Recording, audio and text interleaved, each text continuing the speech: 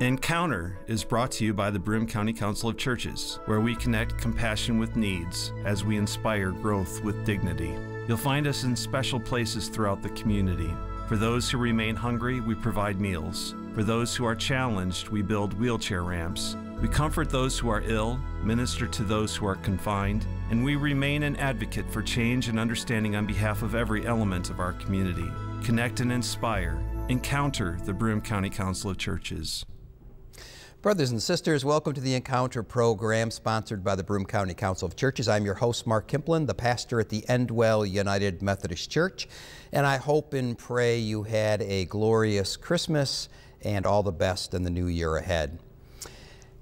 The person that is with us today on this show was with us about a year ago in a different capacity, and I've invited him back on the show because I'm interested in his understanding, because our guest this morning within the local church has been a layperson, has been a local church hire, and now is the pastor at the Abbott, West Chenango United Methodist Church. And I just wanted to invite him back to kind of pick his brain about his journey, and so we welcome today the Reverend Leon Jicha. It's great to be here this morning. So glad you're here. So glad you're here. I wanted to get you back. I wanted to kind of pick your brain because you have a very unique experience set. Many people are either lay people in a church, or some people for a while will go on as a local hire, but then to also serve as a pastor, not many have traveled that route. And so I'd like us to get into that. But first, could you just share with our listeners and viewers a little bit of your background, your history, your family, you know, all those nuts and bolts kind of things, so people might be able to reconnect with you again? Leon Jicha, pastor at Abbott, West Chenango, born and raised Methodist. Been Methodist my whole life, from the Binghamton area, so this has been home for me my whole entire life, in the area. So besides being a pastor, I also have a business, Parlor City Cars and Collectibles, downtown Binghamton. Come visit us, 37 Court Street. Have a wonderful family. I have 3 children. From 25 to 12, and my wife is 6 months pregnant, so pretty soon the 12-year-old will not be the youngest. Interesting dynamics. Yes, yes, yes, yes. So, and now, so you're serving right now at the Abbott, West Chenango United Methodist Church. Let's kind of go back a little bit prior to that. You were a lay person in what church and for how long, and what were some of your roles and responsibilities growing up or into your young adult years within the local church of the United Methodist? So I grew up at Fairview United Methodist Church, which is on the east side of Binghamton, and started off there very involved. Started off with the youth program. I was youth president my entire high school year. So for 4 years I was the youth group president, and became very interested in ministry, and so I took some lay speaking classes to become a lay speaker, so I could substitute preach, if the pastor's gone on vacation. I could, go to nursing homes if they needed somebody there to preach, and so that helped me. That was kind of the first step with me. I had considered being a pastor, but I wasn't quite sure yet, so I just kind of take that small first step forward with the lay speaking, which was phenomenal, but then I found kind of myself wanting a little bit more. So it took 15 years, but I ended up going back to school at Davis College here locally in Johnson City, and got my bachelor's in religious education. And during that time, I wanted to kind of take next step, get some more experience. So I landed with you at Endwell United Methodist Church as the youth pastor. Yes. Which is just step up and a jump up, because with the lay speaking, you're just in charge of running a service. You don't have to do too much, church-wise, and then jump to the youth program. Now you're in charge of a whole, program. Both the youth ministry and the Sunday school side of the youth program as well, coming up with curriculum, working with the children's director who would feed into the program.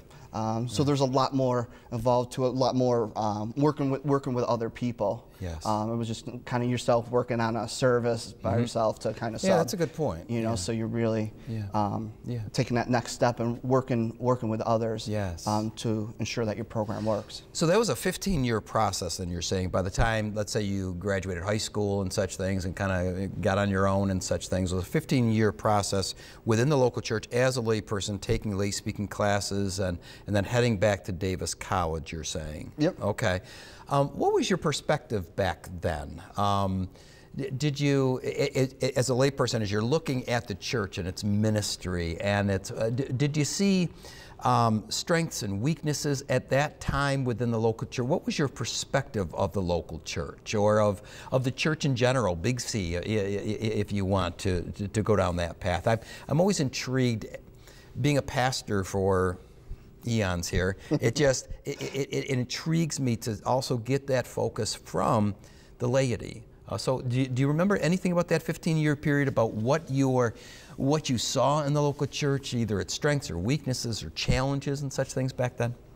Yeah, I think there's some strengths. You know, I thought when I was a kid, and early and being a lay minister, you know, the church really worked well together. They worked, a lot of values in society were the same as church. So it was a very easy move from going from non-believer to believer and moving from not in the church to a church. Because we had a lot in common. I was saying that 15, 20 years, that the big struggle has been the change in society. We no longer as a church line up value-wise with society, and so it's a struggle to reach people, especially in my generation and younger.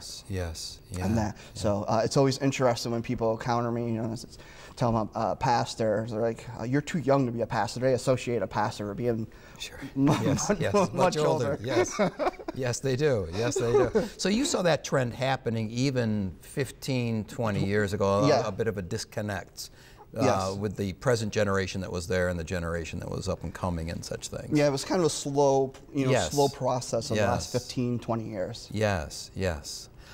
So you went through that process, and then you got a phone call. I remember that phone call well, as a matter of fact, to join us at the Endwell United Methodist Church as our youth pastor and such things.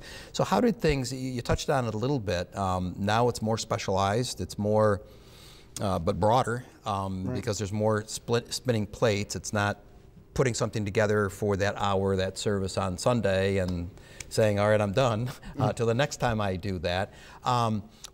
Tell me a bit about that experience. What did you learn? How did that impact who you are today during that 2-year period? Yeah, I think the biggest, one of the biggest things I've learned from it was to plan ahead. You know, when you're a lay minister, you're just focused on that week, and you don't know when you're going to do it again. But when you have an entire program, you're planning 6 months ahead. You know, to keep them, involved and active, and reaching out into the community. And so, so it's just not, oh, what am I doing next week? It's what am I doing for next now? And how do I connect what I'm doing now to then and keep it in a nice ebb and flow, so that it makes sense, to the youth. Yeah, absolutely. Friends, today I have the honor and the privilege. Our guest is the Reverend Leon Jicha, the pastor at the Abbott, West Chenango United Methodist Church, if you're just joining us and such. So let's talk about youth for a moment. What do you see as you were in the pit with them? You were in the fire. There you were with them from 6th grade to high school and such things. What do you see presently culturally are their biggest challenges? What were the things, their hurdles, the things that they were dealing with? What do you see, especially at that time, being 15, 20 years, beyond that? What did you see, hear, feel? Yeah, they really have the same issues and problems that we had 20 years ago. Yeah. But I think they're more compounded now because of technology. So, things like bullying it's just easier. It's just not while you're at school. It's, on the internet, online as well. You have apps like Snapchat that make it kind of easy to hide things, because it disappears and there's no trace of it, so it makes it difficult to be, easier to wander off the path, let's say. Yeah. You know, so I think they had the same exact problems that they had then, but again now with technology and cell phones, it's really added to it and made it easier to struggle with those issues. Of growing up. Yeah, that's a good. I mean, youth are youth. I mean, all youth want to be accepted. They want to be loved. They want to be cared for. They want to have friends. You know, all absolutely. of those kinds of things. But yeah, the technology certainly makes it a whole lot easier to go askew or go astray. Yeah, no absolutely. doubt about that. So then you did that for 2 years, and then you received another phone call. And that was from your district superintendent to begin serving the Abbott West Chenango United Methodist Church, and that began in August? July. In July, okay, in July then. July 8th, if you want to be exact. Okay, July 8th. So the phone call came a little bit before that to begin that process. Tell me about that process, because it really is literally in one day you're doing this, even though it's not completely the next day, but the next day you're doing this, being the pastor of a church. Tell us a little bit about that transition. I'm intrigued. Yeah, so I graduated from, it happened all pretty quickly. I graduated from Davis in May, and in June I headed to local licensing school, and I had to talk to the district superintendent, you know, about a possibility, but he had to talk to the congregation first, kind of let them know I was on my way. So I had no idea. So it's interesting at local licensing school, everybody kind of knew where they were headed, and I was like, I'm headed somewhere. Not sure, not sure, yeah. But I'm not sure exactly where I'm headed to yet. I should find out in the next week or so once I get back from licensing school. So that happened in June, and then a couple weeks later, I was meeting my congregation, and then a couple weeks later, I was starting. There you are. And there I am. Yes, yeah. Let me go back just to licensing school. Some of our listeners and viewers may not understand exactly what that is. But in the United Methodist Church, one of the things I marvel at is two things, is our connectionalism. We're all connected with the United Methodist Church around the world, but also its process of employing, deploying, and educating our clergy, wherever they are in that process. And licensing school is an important part of that. Can you just kind of explain to our viewers what that is, and some of the things that you covered during that time? Yeah, absolutely. So when you first start to decide if you want to be a local pastor, you go for interview for DCOM, and they interview you, and if they approve you, you get a mentor. And you get a book, and every month you meet with your mentor, and you read a chapter, and covers the history of the Methodist Church, the beliefs of the Methodist Church, the Wesleys, sanctification, justification, everything that that the church believes, and then you go back to the board and talk to them again. And they approve you to go on to licensing school. Licensing school is a week long, and you're literally from 8 in the morning till 8 at night, class every day, all week. It's phenomenal because they bring in all sorts of guest lecturers, pastors. So we have a little service in the morning together after we eat breakfast, and then we go into class. And again, they talked about the Wesleys and how to do weddings, and how to do funerals, how to prepare a service, everything in administration, how doing paperwork and bookwork and everything. Basically, it's a big cram session of what you're going to do as a pastor. Yes, in 1 week. If you go back to college and remember those late night cram sessions, it's licensing school. Yes, yeah. But it was well worth your while. Phenomenal. You books and pages of notes that you're filling that you end up going back to. Yes. And like, I remember talking about this. Oh yeah, that's a good point. Right. So then you went from there to your present church to kind of put the study to practice then. Yes. And so you've got about, what, 6 months under your belt and such things. Yeah. Tell us about the congregation, for those that may not know about the Abbott West Chenango United Methodist Church. So Abbott West Chenango is a little country church up on the hill by the airport. If you fly out of Binghamton, you will fly over the church. Okay. We're basically at the end of the runway. Okay. Okay. Older, a little more conservative congregation. They've been there. We just celebrated in August. We had a service. We just celebrated our 150th anniversary. Wonderful. Which was awesome. Senator Fred Ashgar was there, and we had a great celebration. A lot of people from the community at it. But they are, you know, a little bit older, but really people with a really great heart. They really love the church and love what they're doing. Yeah. How many members would you say are on the rolls, or how many members of the church are there? And we have 50 members on the roll, with you know, about 25-ish attending every week. Wonderful. Good. Good. What do they love to do? What are their strengths? What are their passions in ministry at this church? So they love. So several of them, being older and going through the, you know, the later stages of the Depression. Some in their 90s. They remember what it's like to be hungry. So they really enjoy chow.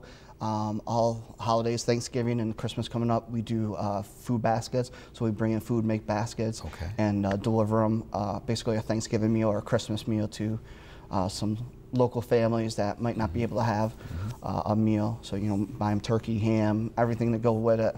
Awesome. And so that's one of their really big passions. They really like to, you know, feed people. Yeah. I think that's a, you know, worldwide issue, not just, you know, local, worldwide issue. A lot of people are hungry. Their second big passion, they have a women's group that meets on the first Saturday of every month, and they crochet. And they make shawls and blankets and beanie caps. And so if someone's, you know, if someone has cancer, you know, we'll donate a prayer shawl to them. Awesome. Beanies, blankets will take to the hospitals for, you know, newborn babies, for families to welcome their newborn into the world. So those are the two big passions of this church. Yeah, so they're very missionally minded then. Yes. And it's interesting that you shared that they many of them might have grown up in the Depression and no hunger, no want, no lack, you know those things firsthand. So that's they're coming from a spirit of been there. Yeah, that's interesting. Yeah, and that's why I think after every service we have a little small meal together, and a little fellowship. Make sure that no one leaves church hungry that day. No, that's interesting. That is interesting. What's your vision? If your administrative council was sitting on this set right now, which they might be, just not in real time, what's your vision? What's your hope as their spiritual leader and as their pastor? Are there things that are kind of going on in your mind and such things as to what you see in them that could become more than they are today? Yeah, absolutely. I think that right when from the beginning when I met them, they said, you know, we want to grow, we want to get younger. They talked about in their heyday how they had, you know, a youth program. You know, they had a choir, several things that they haven't had in a while. They would love to get back to having, and so start getting younger. So one of the big things that we're talking about getting moving up some more hours for myself, so we implement a program to get more involved in the community, which is going to be a couple layers. So the first layer is finding out who the other community leaders are, you know, and then once we find out who the community leaders are, who the people are in the community that we need to get to know, going out and actually meeting them and finding out what the needs are in our surrounding community. You know, what kind of issues are they facing, and then taking that to the table and coming up with some programs and how we can help in some of those areas that the community needs. So it's kind of a process maybe of reinventing themselves. Yes. You know, and uncovering who your neighbors really are, not who they were a generation ago. We talk about, you know, we have a great 150-year you know, history. And you know, we want to be around for another 150 years. And we're doing some great things, but how can we, you know, turn and twist those into benefiting the community a little bit better and reaching out into the community a little bit more as a church. Right, and they seem excited about that then, or at least willing to take a few steps forward and see what happens. Yeah, absolutely. Yeah, great. Yeah, they recognize that, you know, while they're trying hard, you know, what they're trying hasn't quite worked the way they hoped, you know, and so that we need to do something differently. And I think sometimes that's, you know, they find that tough, you know, but I think failure is a really, I think failure is an excellent thing, because you know, you learn what not to do, and sometimes when something works, it doesn't always work. So when it works, sometimes you always fall into that, oh, we're going to do it, we're going to keep doing it this way because it worked. Well, it works that one time, but not necessarily works every time like that. But when it doesn't work, you know it doesn't work. That was my devotion this morning. It was spot on, you know, that we learn more about life through our failures and sufferings than we ever will in our victories. No doubt about that. Are there other visions that you have for the church? Other processes that you're hoping? So if we get back together here in 3 years and such things, is there so outside of touching base with the community, assessing the needs and kind of filling that, or are there other things that are in your mind for them? So one of the things that we have done, we're working on. Which they weren't completely thrilled about, but they understood about it, you know, kind of being old school. So we're putting a TV in the sanctuary. Okay. And so we can get some different music. So I started introducing a little bit of contemporary music. To them. So, you know, when we do reach the community, you know, we reach a wide age group, you know, not just an older congregation, you know, an older group, but a younger group too, with you know, people with families. So worship is kind of changing a little as well. You know, besides our programs that we're looking to tweak. Yeah, that's one of the realities. If it is an older congregation that wants newer people, it's got to be more of a blended experience. At least something, you know, that the younger families would be able to connect with and. And they've been really good about them, you know. So I kind of introduced it fairly early. I'm a big contemporary guy, so I played in a praise band myself. And I absolutely love, you know, contemporary music. So I kind of introduced it, and they've been really embraced it. No one's complained about it. Everyone absolutely loves. The contemporary music, which is I was like, all right, and you know, we can make that. You know, once I started getting the feedback that they liked the contemporary music, I was like, all right, now we can talk TV in the sanctuary. You know, we talked about this before we came on. You know, the idea of ministry is always learning and such things. And one of my aha moments after 30-something years in ministry was at a recent administrative council meeting, and we were talking about this topic, you know, contemporary music, and my brain has always said, well, the older generation just won't like that kind of stuff, until someone in that generation popped up and said, Pastor, you have to understand, I grew up with the Beatles. I'm thinking, yes, you did. Yes, you did. Let's do this. So that's exciting. That's exciting. We're really excited about it. Good.